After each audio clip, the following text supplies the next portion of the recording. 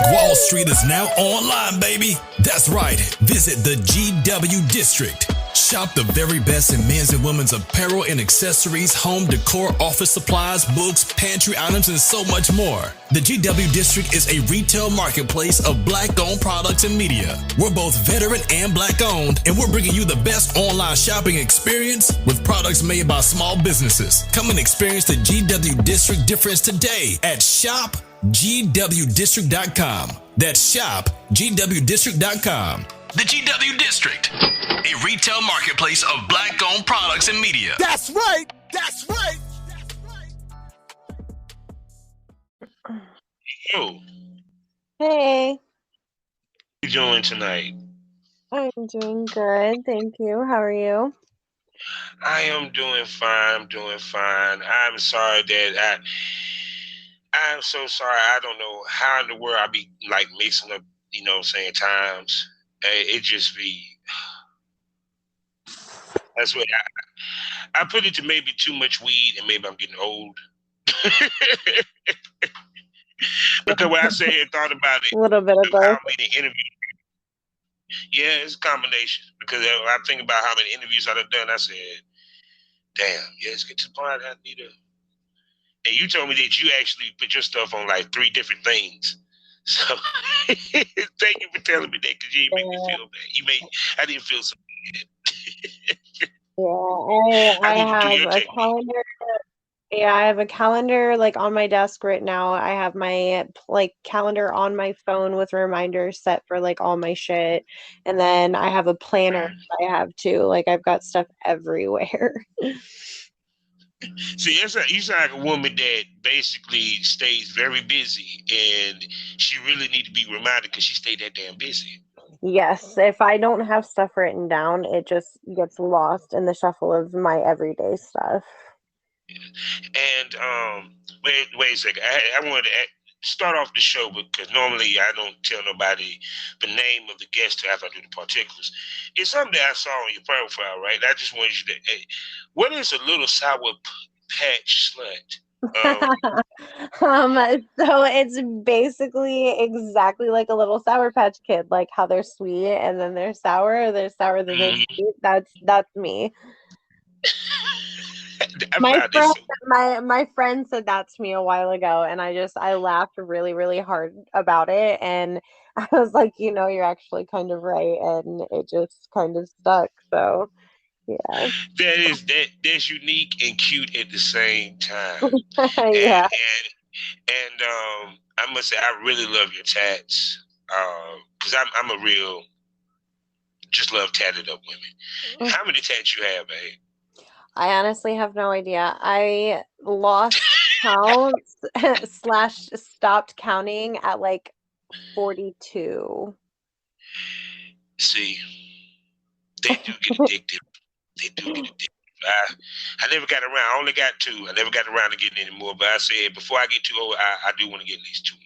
Two more. I have definitely committed a lot of time and energy to the lifestyle, and I have so many plans for so many more.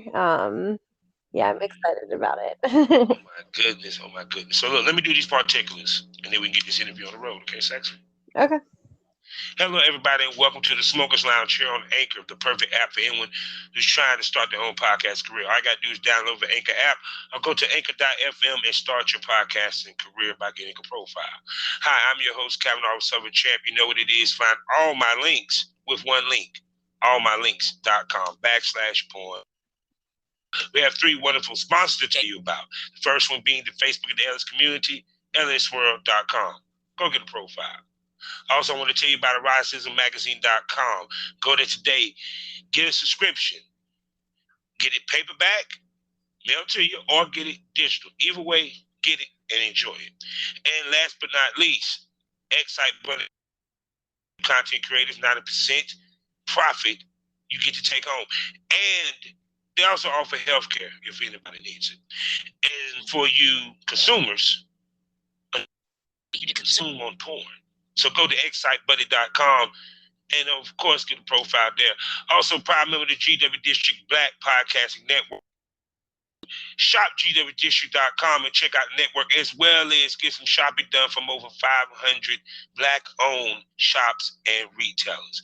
And check the STO, the Smokers Lounge, out on SkyhawkAfterDarkTV.com. Either do it on my page or do it on the radio station. Either way, just do it, smoke it, and catch that smoke at SkyhawkAfterDarkTV.com. Now I'm going to shut up and let this tatted up, sexy, and I dare say tall woman introduce herself. I mean, you did a really good job. Thank you. My Thank name you, thank you. is my name is Harley. I am a performer slash content creator, and I am based out of the East Coast. I love the East Coast.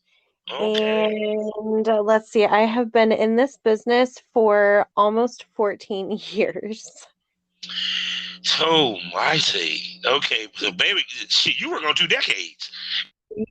Yeah, I actually started in the business as an exotic dancer the day I turned 18. Okay then. Okay then. So what? Good. Now let's see. So that means you started about what, 3 years after me. So you seen a lot of shit. Yes, I've seen, I think everything that there is out there to see, I've run across it at some point or Okay, then so let's begin at the beginning. Got you into the strip club. another.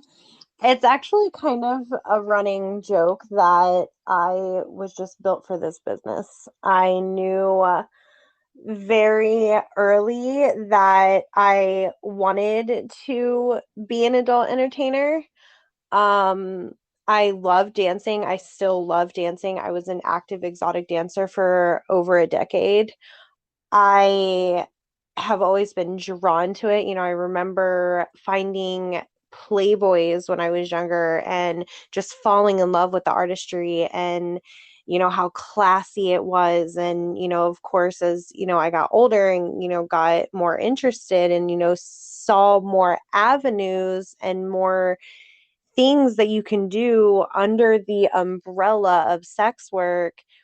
It made me feel like I was at home. This industry makes me feel like I'm at home.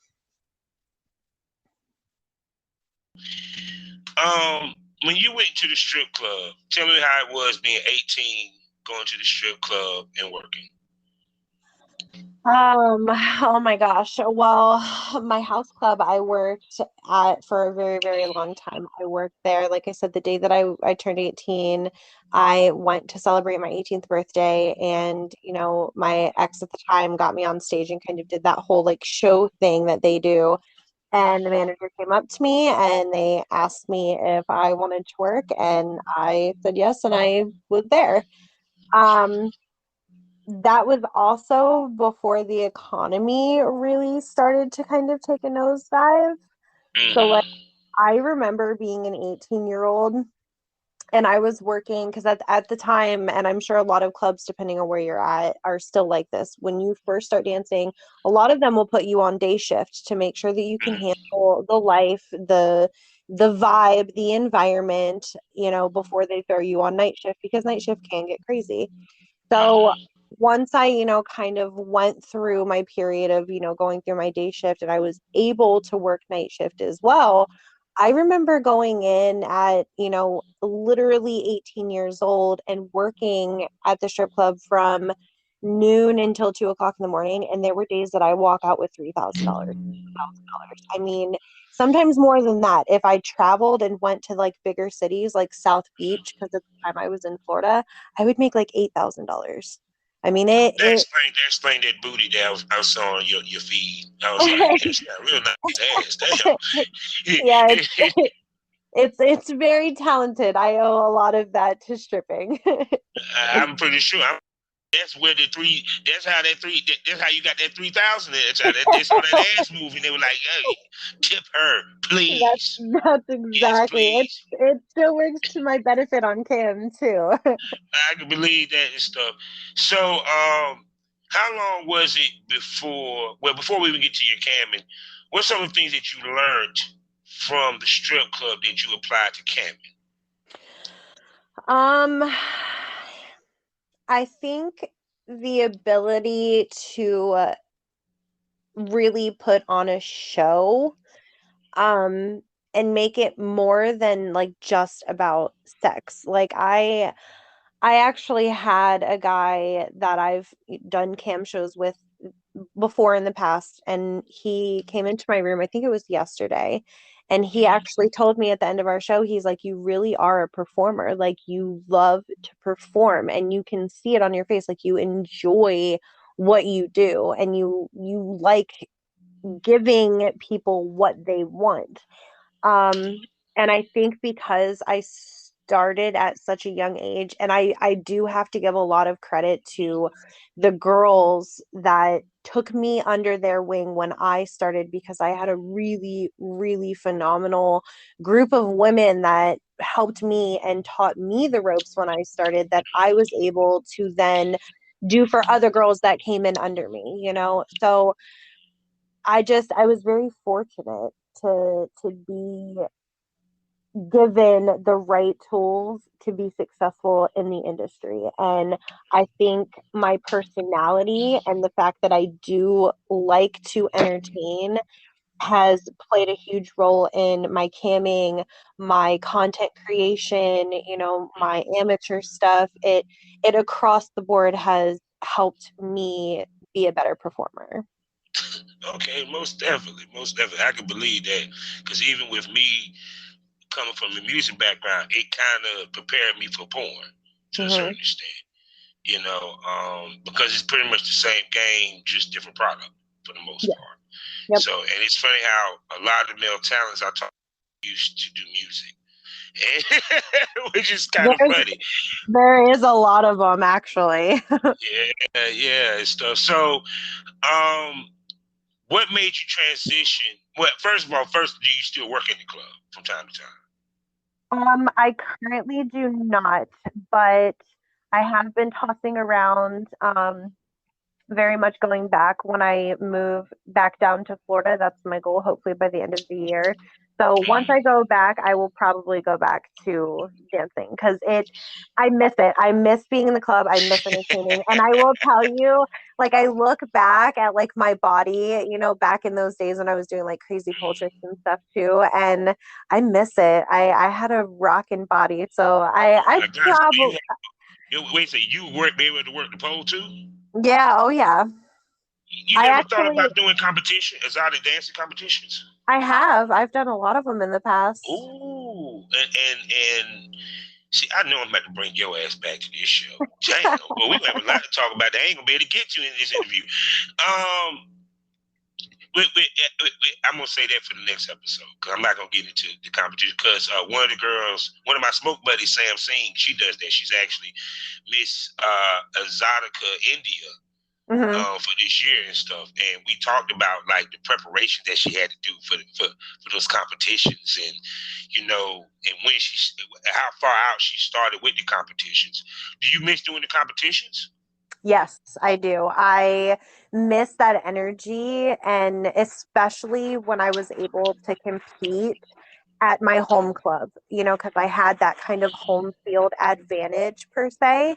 And I had a lot of support from, my local friends that would come in, and it it was a really, really good time. The competitions, depending on where it was located, some of them could be a lot of fun. And I think the hardest part was, for the most part, competing against my friends. But that happens in this industry too. When we get nominated for an AVN or an X's award or whatever, 9 times out of 10, I know every single person that I'm going up in my category. That is kind of, not the fun aspect of it, as long as everybody has mutual respect for each other and competitive spirit in a very fun way. Most definitely, most definitely. So now, what made you transition to the cam? Um, I just kind of got to the point at collapsed that I wasn't making as much in the club, and it got to the point that things were happening in the clubs that I wasn't doing, that I couldn't compete with, we'll say. And it just got I kind more of know what it difficult. is, but I kind of know what it is, but Yeah, like I said, we keep it real. like Girls was I in the I champagne room. We know what y'all was doing. Cause I've been in the I'm clubs too. Go ahead, go ahead. I am so not against it. I will never knock somebody's hustle. It to each their own. But at that time, Yeah. you know what I mean, as a girl who I knew had a lot of skills to be in the club, I wasn't making money for the economy and what the clubs that I worked in were turning into. At one point, when the economy really took a nosedive, I was actually driving like 3 hours round trip to a different club in a different county because I was making more money there. Mm, mm. Yeah, that explains why he went to the camming. So when with camming, when you jumped into the camming, tell me about your first cam show. Oh my gosh. Well, I actually wasn't that much older when I first started camming than I was when I first started dancing. I think when I first cammed, it was on Night Flirt years and years and years ago. She Um, said night flirt. That let you know, yeah, she beat the game. Go yes, ahead. yes, it was a very, very long time ago. I'm showing my age. But I enjoyed, and so Night Flirt then was a lot more like phone sex. It wasn't a whole lot of video at the time. So like I remember at that point in time, I used to have clients and like fans that would call me just to talk. And like it wouldn't even be anything sexual. They just wanted to have conversations about their days. Like and I actually still to this day have people that have followed me from that point that still remember those days of me being a performer then. And actually, the first time that I ever filmed content it was all within the same year. I started in the industry and kind of like jumped off very quickly. Like I started dancing, and within a couple of months, I was on cam, and then within a couple of months, I was making my first porn. Ooh, okay then. So you do boy girl content. I do. I don't have a lot of it. I am pretty much solo. I was actually thinking about that earlier because I knew you were going to ask me about it. I I would consider myself as far as like a cam model, I would consider myself a solo fetish cam model. As far as content creation, I'm definitely solo. Now I'm not opposed to doing girl girl or boy girl or gangbangs or interracial or whatever. I'm open to a lot of different things. My thing is I just don't really get the chance to travel a lot. So if I get the opportunities at like expos or shows or award shows or whatever, and I'm able to make content, then yeah, absolutely. But no, unfortunately, I don't have enough dick available in my area. I was Oh, trust me, I hate I'm retired because I would love to work with you because God, I love a tattoo woman. I But don't have enough good dick available. Let me say that.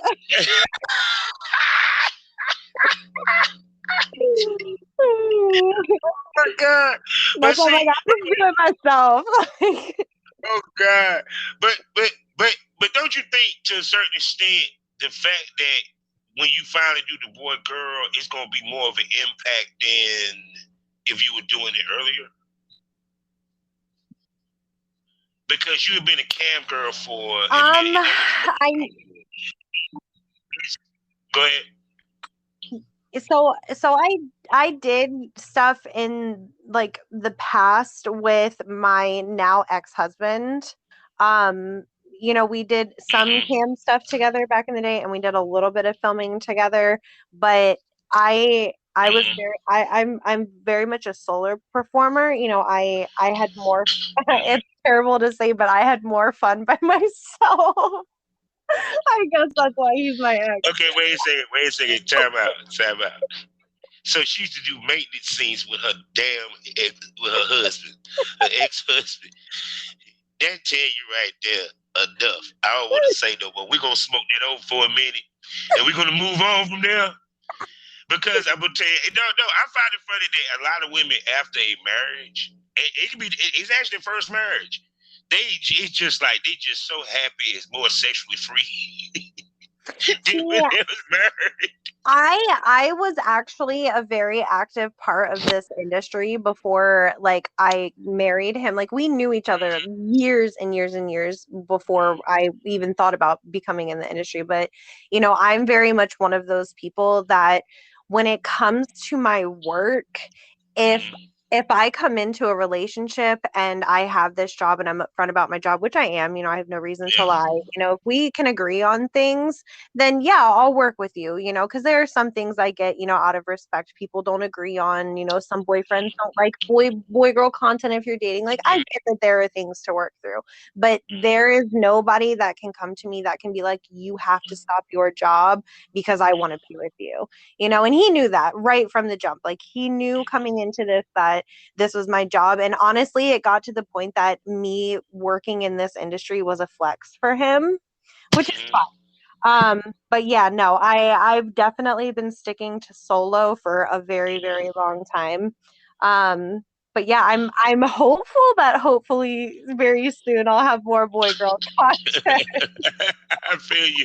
So look, we'll get to boy girls in a second. Um, I mean, shit, at this point, I'd be happy with girl content too. I mean, I do not discriminate.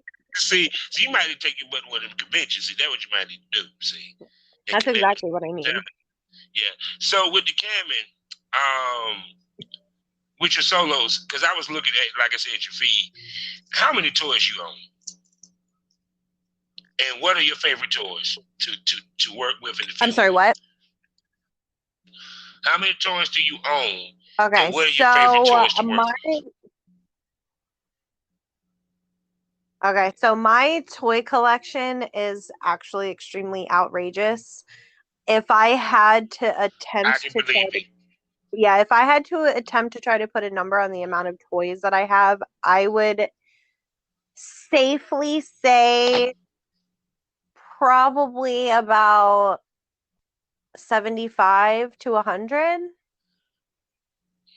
give or take. That's my yeah. Okay, yeah, Now yeah. that's, keep in mind, downsizing over the years too. If I would have kept everything over the years, I would have You hundred, probably be hundred. Yeah. Now as far as like my content, I yeah. have I have a BBC dildo because anybody who knows me knows that I am definitely a snow bunny. I have Yeah. a, normal flesh colored white dildo, and then I have a clear one that I really like. Those are kind of my three go-tos as far as my toys. And then the campsite that I work on actually can connect. I don't know if you've ever heard of the Lovance toys. Yeah. I done talked about that numerous times on the podcast. So the campsite that I work on actually connects with those. So I have a lot of the Lovance toys, and I actually like to use those when it comes to my I would just cam. love to be in the room to watch when you having a good night with that toy. It can get wild. I will say that my cam guys, my pervs get crazy, and I love them, and I enjoy getting filthy with them. Oh God, do you squirt? I can, yeah. Oh God, so do you squirt when that happens? I can. It just depends. Like sometimes it's like sometimes I can, and then sometimes I can't. It's like my pussy gets stage fright. So, oh Like God, if you said people, a if pussy got people, stage fright. yeah, like if people ask me or like demand me to do it, it's like my pussy is like, nope, like I can't do it now. But if you don't ask me, I can probably do it. It's very crazy. Oh God. Oh. Pussy get stage fright. That she done fucked my head up with that one. That's new. That's new. That I'm gonna have to put that out there. That should be a T-shirt. Goddamn. Yeah, I make the pussy get stage fright. Yeah, right. See, I'm gonna give you credit for that if I do that, for real. So, where should I go with this? Where should I go next? So, with the like I said with the webcamming, what a lot of people don't realize is that the percentage that you make with webcam is not the same that you make with content. So, how much camming do you do, and how often do you cam? I kind of fell off camming for a little while, just because I had the opportunity to take a very much needed break, so I did. So I'm getting back into it, but on my normal cam schedules, I'm camming probably collectively 4 to 5 hours a day. Um, I am pretty loyal to one campsite. I've been camming on Streamate for a very long time now. My fans know that I'm there, and I do have to say so the thing for me is my biggest, and I don't want to say struggle because I'm super grateful for my fans and the support and the love that my people show me. But my thing is, when I log on to Cam, the way that the site that I'm on works, say I'm doing a show and then, the show ends, the site will give me 30 seconds, of a black screen to get my clothes on and you get situated before my live feed starts again. And 9 times out of 10, I am going to be pulled into another show while I'm in that 30 seconds between shows. So I'm so busy and like I actually have fans that like kind of get upset about it because they will tell me like I've been trying to pull you for a show for 20 minutes and I just couldn't, I wasn't quick enough to get you. Like when I'm on cam, I am go go go go go, and some of my people get very very wild, which I love, but it's very, very taxing. Like I was actually thinking about it yesterday. Like sometimes the positions that I put my body in are so crazy that, and I'm getting older too. So I'm like, I can't be fucking doing this shit. Like sometimes I swear to God, I fucking got in this position the other day, and it took me like, thank God I didn't have to do anything to like he ended the show because it took me a good like 10 seconds to just get out of that fucking position. I was like, damn. Oh, Like did it's what you had the legs behind your head or something? not like I had my back arched, and I have like back and neck problems anyways, Oh and like God. he's like, arch your back and then turn your body, and I want to see your ass, but then turn your face, and I want to see you do this, and he had my body all kind of fucking contorted. Like I said, I'm a pleaser. If I can do it and cover the fact that I might be in a little bit of pain to please you, I will do it all day. But like I said, I happen to get lucky that he didn't have to see me try to get out of that position because I know it wasn't sexy. Okay, now the fact that you do both content and camming, all right. One, which is more profitable, and two, which is harder? Um, I would have to say, for me personally, I make more money on cam, and I think that creating content is harder. I feel like I have to put more effort into creating my content. I feel like sometimes, I might have to do my makeup or, kind of get more of a script or like buy props or I feel like making content has more steps than me just jumping on cam. And I feel like, it comes to me being in this business for so long. Like my people know on cam, 9 times out of 10, you're going to get me in a messy bun, no fucking makeup. Like I look a hot mess, but I put on a good show. You know what I mean? Like they know that. They know that what they see is what they get. Like I don't have to dress up my cam shows to please my fans. Whereas I feel like my content, I more so feel obligated to do that more.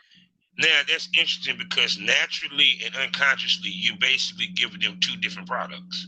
Yeah. And what I mean, because like for example, practically let's be frank, a solo content shoot is basically a webcam shoot that just recorded for the most part when you're doing solos. So you're giving them the one where you made up as a sex symbol, and then you giving them, you know, the reality per se. You feel what I'm saying? Because you're not doing the do. It's like you're giving them two sides of you. Do you think that benefits you with your brand? And because it's because in this day and age, it seems like people want the real and the beauty. You get what I'm coming from? Mm-hmm. I think that my fans probably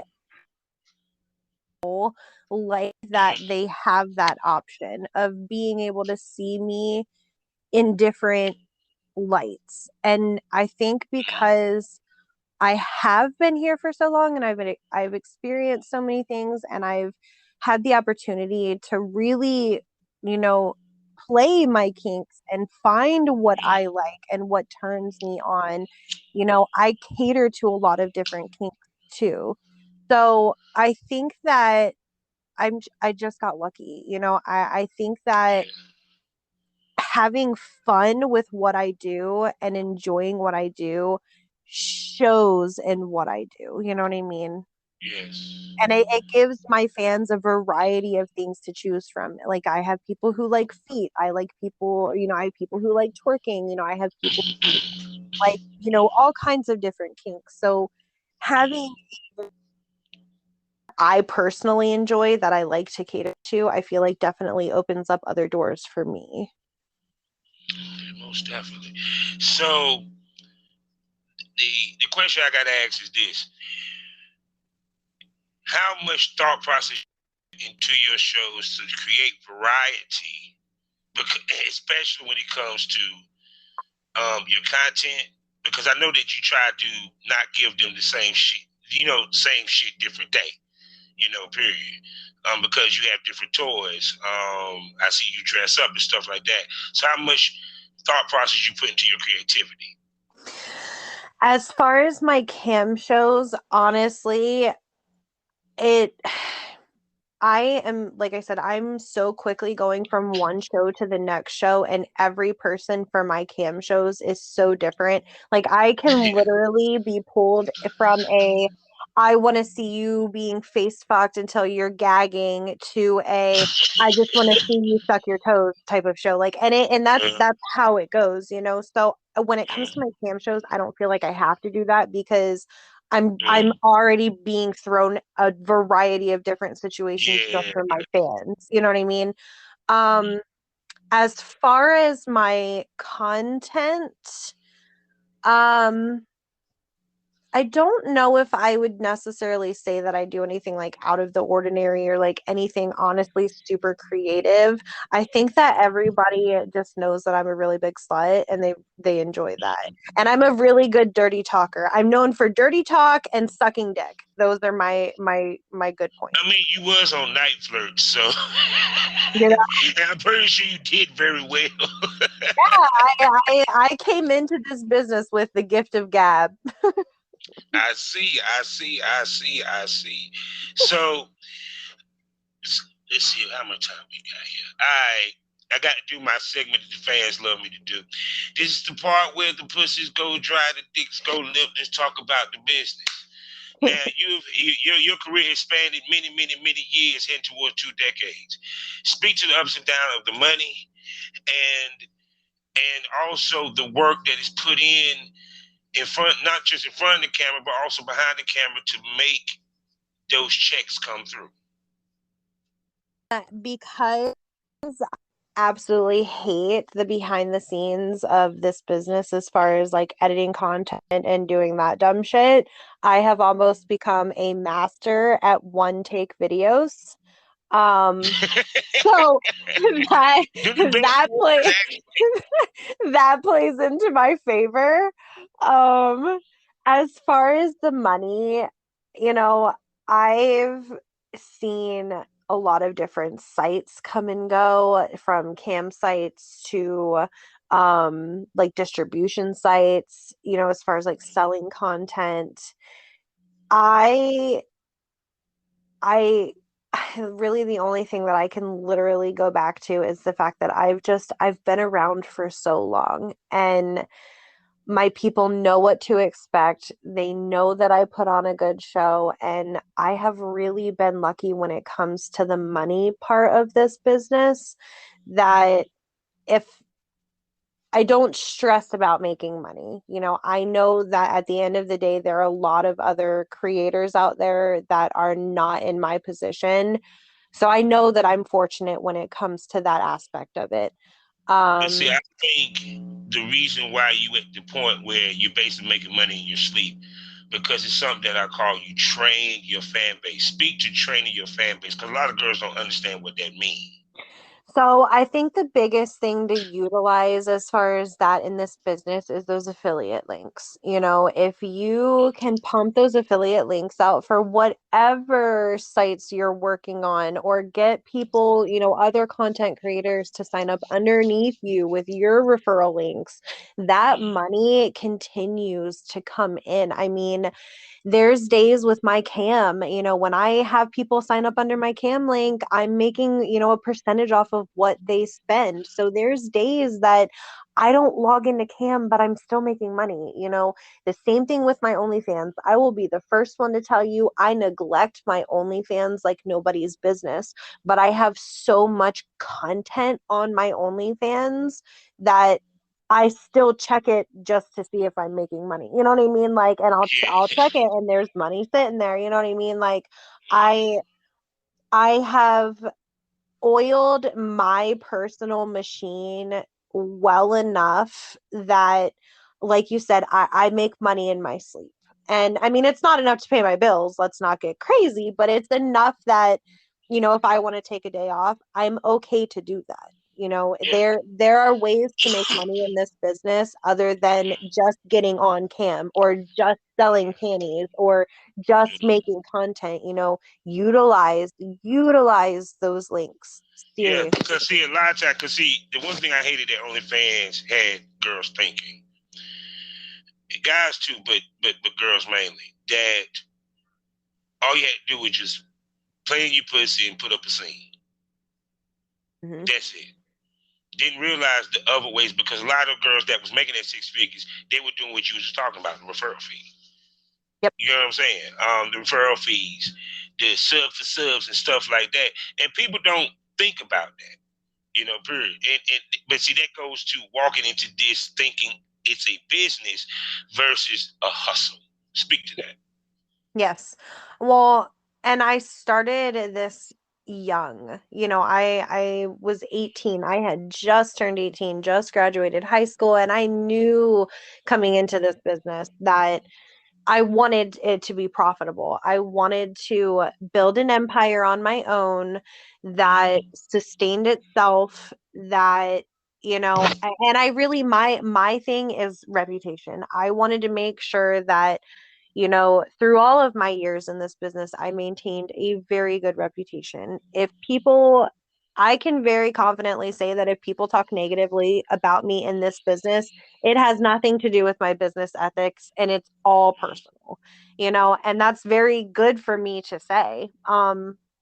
This it is my business, but it is also my passion. I have lived for this business since I was a teenager, and I love this business. I'm currently going to school because I want to do finance and accounting. I've talked for a very long time about how stressful we all know like tax season is for entertainers, and how challenging it is, and how just uncomfortable of a situation it is. And, Yes, it you know, is. yeah, and I've put it out there, like, how would you as performers and creators feel like having somebody within the industry that knows this business to be able to come to be like, look, Harley, I need help. I need help with my taxes. Can you help me? Like, I'm going back to school just to be able to bring that peace of mind to the business. When I graduate and I have my degree in finance and accounting, I will literally only take on clients that are sex workers. That is my only plan, you know? That is So serious. it's a business, and that goes outside of me being a cam model, still being able to be a part of this business, because I'm not going to be able to cam forever. I mean, I'll be 33 this year. I'm not getting any younger, there is going to Oh, come you a a time. baby. You a I'm but there is going to come a time where I can't do it anymore. yeah, I feel you saying. But I So, mean, the natural succession is to be a boss. yep, That's the point. yep. Because it's funny as hell. Like I talked to Roxanne Miller. She runs a cam house. And she was Mhm. a cam girl at one point. And she still cams. You know what I'm saying? Which I mean, I know we don't do too much of that over here, but period. It's that's the evolution of being in this business. Whether you a boss in this business or you became a boss outside of it. Mhm. Period. Yep. You know. So I got to ask this. You first of all, you be taking some amazing pictures, yo. You I'm be taking, very photogenic. yes, I can believe that and stuff. So have you like been like approached by suicide girls or like any of the Ink magazines? I mean, seriously. So I actually, my first award win was actually for Best Ink quite a few years ago. I actually submitted for Suicide Girls a very, very long time ago, and I got accepted to go and be a Suicide Girl. I'm not And I surprised because Yeah, I turned it down. The things, and this was also 10 years ago, the things that they had in their contracts were just very binding and very specific to them, and like not being able to work with anybody outside of them. And I just, at that time, being very new in this business, I felt like it was going to hold me back from potential opportunities. Um, that's interesting because it's like I always hear the talk of contract girls and stuff like that, and you a smart cookie because it a lot of people wouldn't even had it because it seemed like with you even with the Mac even when they gave you that paperwork you're a little knowledgeable on you. It seemed like you was knowledgeable at a young age. You feel what I'm coming from? Because even to the point that you hear rappers that look at the contract, they wouldn't even read the whole fucking contract. They just sign it. yeah. You feel what I'm coming from? So it was like. Yep. So with you, it's like, is that something that was natural with you, or that was instilled in you, or you know? I think that it was something that I just had a sixth sense about, that I knew. I think that deep down, I knew that I was capable of doing really amazing things within this business. And I Mm, knew that I didn't want to limit myself and be tied to only this photographer or only these people to work with. When there is a world of incredible, talented choreographers and photographers and hairstylists and all of these people to work with, why limit yourself to a very small percentage of that very huge pool of people? most definitely. Now, before we end this, because you did mention the thing about the boy girl, and I know many male talents is gonna hear this interview as well as you will probably appear on. So the question I ask you is one. Wait, it's two questions. Question number one: what are you looking for in the guy that you be working with as far as male talent? Do you want him to be a professional porn star? He has done this, he's experienced, or is it more of you looking for someone that you can just shoot with per se? He ain't even got to even have cashier or nothing like Um, Honestly, I don't even know if I would necessarily be picky about it. I think that for me personally, I wouldn't necessarily want to work with somebody who is completely unknown. just because I would be more concerned at that point of, making sure that they knew what they were doing. Like I don't want to have to teach somebody about it. So I would want somebody who at least has been around for a little while and is at least somewhat established in the business and knows how it goes and knows we do TTS and knows, Mm-hmm. the steps of what we do. As far as like professional porn stars, I've been approached by multiple people and if I get the opportunity to work with them, great, but it's not one of those things that you have to have a foot long massive cock and you have to be a well-known male talent to work with me.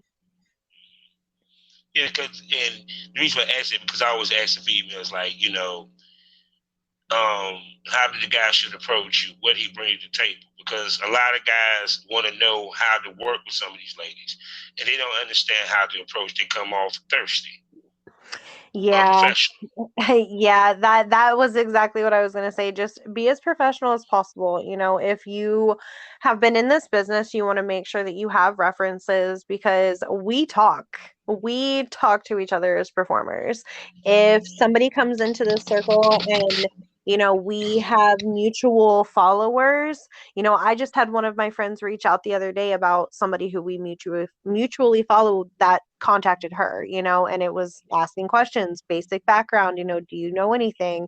So your reputation really does mean a lot in this business. It may not seem like it, but at the end of the day, we very much are close with each other. We are a network. We talk to each other, and you want to make sure that you have a good reputation and you're reliable and you're on time and you're able to perform and you look at it as a business and it's not just you getting your dick wet. I think that's where a lot of male talent have kind of lost their way. I feel like when OnlyFans came out, a lot of people came to OnlyFans and then thought or felt like they were a creator and kind of used that as a jump off Yeah, point, to because that seems like it's a lot of how people approach me personally. I get a, oh well, I'm an OnlyFans creator too. Anybody can make an OnlyFans. That doesn't mean you're a performer. It doesn't mean that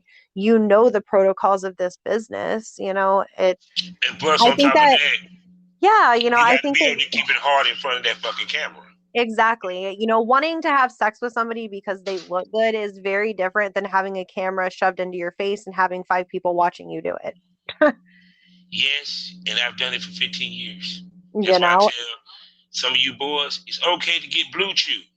It's okay to go Mhm. over there and get them little pills over there because you're a professional. You're there to stay hard. Because where I'm from and where I came from, she didn't get paid until we nutted. So Yep. imagine your ass didn't nut and she missed out $800. Man, she gonna cut you. Mhm. Yep. She gonna cut you. Yep.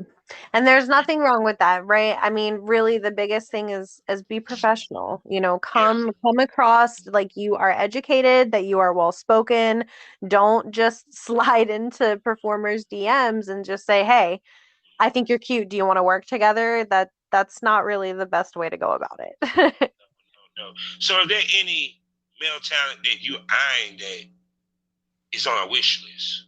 Oh my gosh, my wish list is the size of the state of Florida. There are so Okay. many delicious men in this business that Okay, it's give me hard to five. Give me five. Give me five. Give me five. Off the let's top of the see. dome. Jack Slayer is probably one of my top. Um, Tommy Pistol, I think I love Tommy just because of his quirky energy. Tommy and Beast. Major is a guy that I have definitely, seen a lot of.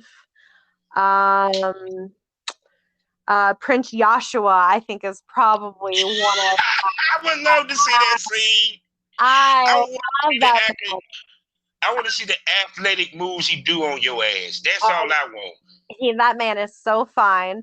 Um, and he's just I love the energy. I think for me, it doesn't necessarily have to be about like the best looking guy. For me, it's like Mm-hmm. the energy that you bring to the table. Like if I vibe with you and I have fun with you, then I want to make content with you because I know we're going to have a good time and I know it's going to show on film. You know, like if I meet you and I don't connect with you, I don't want to bother doing it because I feel like that energy is going to show and the fans aren't going to want to see it, you know?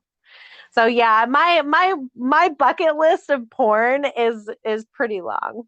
Uh Now, all I'm gonna say is this: what you said is so true because a fan can tell. The camera don't lie by yep. no means, and it's good to have chemistry. Mhm. Period. Because it's like you said, energy. Because I'm a big proponent of energy. We talk about energy on my show a lot. Period. And if the energy with you and that male talent is not clicking, that scene ain't gonna look right by no means. Yes. Yep, it's going to show for sure and then your fans are going to be upset, you're going to be upset and it's just going to be an all-around unenjoyable experience for everybody involved. Yeah, because the worst sex is maintenance sex, Exactly. especially on Exactly. camera. Exactly. Oh. You're going to sleep like that shit's still on. Let me cut this thing off. So, oh my God. So, Miss Lady. I know we talked. I said I won't going to hold you long because of the time, because I moved the time back, what have you. I want to say I want to bring you back because it's so much I want to talk about. Yeah, there's a lot to pick in my teeny tiny little brain. There's a lot of stories. And I plan to because, like I said, I'm retired. So I can't fuck these girls on camera, but I can fuck them mentally on this podcast. Ooh, which is just as sexy.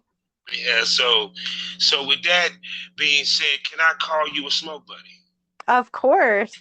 Say no more. So people, you're gonna be hearing from her more on the STO, the Smokers Lounge, and not only that, in the premium smoke room where we really get down, we really get dirty, we really get nasty, really get freaky, and even more uncensored than what we are now.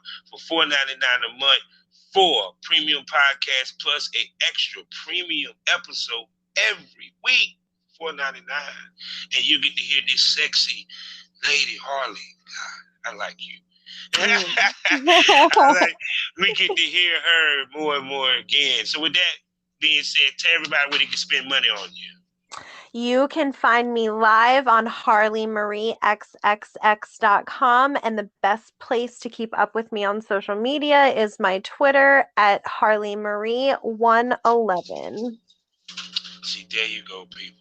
So, with that being said, you know how we end this podcast all day, every day. Doesn't matter if it's the free episodes or it's the premium smoke room. Life is a learning experience. What's the point of the experience? You didn't learn anything. Smoke this over. Thank you for coming to the lounge, baby. Thanks for having me. Hey, how you doing? Let me tell you about a great deal. Why don't you come on over to the premium smoke room? There ain't no smoke like premium smoke. I'm talking about 4 premium podcasts. I'm talking about Miss Spit Queen and the Porn Rap Star. I'm talking about Pilgrim on Wrestling. I'm talking about Causing Havoc with Princess Havoc, as well as the Reed Daily Report. Oh, I'm sorry, 5 STO Dark. Plus also extra premium episodes for some of the hottest ladies and gents in the business of porn. And all this for $4.99 a month. I'm talking about 5 to 6 extra episodes a week on top of the free shit that you get. So do the math. Great deal. Only on Spotify, only on Anchor. Come check me out. Come catch this premium smoke.